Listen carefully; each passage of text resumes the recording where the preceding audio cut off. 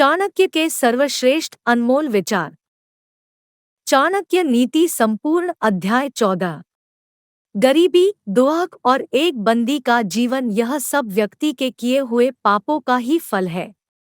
आप दौलत, मित्र, पत्नी और राज्य गवाकर वापस पा सकते हैं, लेकिन यदि आप अपनी काया गवा देते हैं तो वापस नहीं मिलेगी।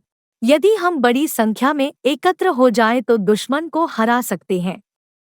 उसी प्रकार जैसे घास के तिनके एक दूसरे के साथ रहने के कारण भारी बारिश में भी क्षय नहीं होते। पानी पर तेल, एक कमीने आदमी को बताया हुआ राज, एक लायक व्यक्ति को दिया हुआ दान और एक बुद्धिमान व्यक्ति को पढ़ाया हुआ शास्त्रों का ज्ञान अपने स्वभाव के कारण तेजी से फैलते हैं। वह व्यक्ति क्यों मुक्ति को नहीं पाएगा जो निम्नलिखित परिस्थितियों में जो उसके मन की अवस्था होती है उसे कायम रखता है। जब वह धर्म के अनुदेश को सुनता है, जब वह स्मशान घाट में होता है, जब वह बीमार होता है, वह व्यक्ति क्यों पूर्णता नहीं हासिल करेगा जो पश्चाताप में जो मन की अवस्था होती है उसी अवस्था को काम करते वक्त बनाए रखेगा। हमें अभिमान नहीं होना चाहिए जब हम ये बातें करते हैं। 1. परोपकार। 2. आत्मसंयम। 3. पराक्रम। 4. शास्त्र का ज्ञान हासिल करना। 5. विनम्रता। 6. नीतिमत्ता। यह करते वक्त अभिमान करने की इसलिए जरूरत नहीं क्योंकि दुनिया बहुत कम दिखाई देने वाले दुर्लभ रत्नों से भरी पड़ी है। वह जो हमारे मन में रहता हमारे निकट है। हो सकता है कि वास्तव में वह हमसे बहुत दूर हो, लेकिन वह व्यक्ति जो हमारे निकट है लेकिन हमारे मन में नहीं है, वह हमसे बहुत दूर है। यदि हम किसी से कुछ पाना चाहते हैं तो उससे ऐसे शब्द बोले जिससे वह प्रसन्न हो जाए। उसी प्रकार जैसे एक शिकारी मधुर गीत गाता है जब वह हिरन पर बाण चलाना चाहता है। जो व्यक्ति राजा से, अग्नि से, धर्म गुरु से और स्त्री से बहुत परिचय बढ़ाता है वह विनाश को प्राप्त होता है। जो व्यक्ति इनसे पूर्ण रूप से अलिप्त रहता है उसे अपना भला करने का कोई अवसर नहीं मिलता। इसलिए इनसे सुरक्षित अंतर रखकर संबंध रखना चाहिए। हम इनके साथ बहुत सावधानी से पेश आए। 1. अग्नि। 2. पानी। 3. औरत। 4. मूर्ख। 5. सांप। 6. राज परिवार के सदस्य। जब जब हम इनके संपर्क में आते हैं, क्योंकि ये हमें एक झटके में मौत तक पहुंचा सकते हैं। वही व्यक्ति जीवित है जो गुणवान है और पुण्यवान है, लेकिन जिसके पास धर्म और गुण नहीं उसे क्या शुभ कामना दी जा सकती है।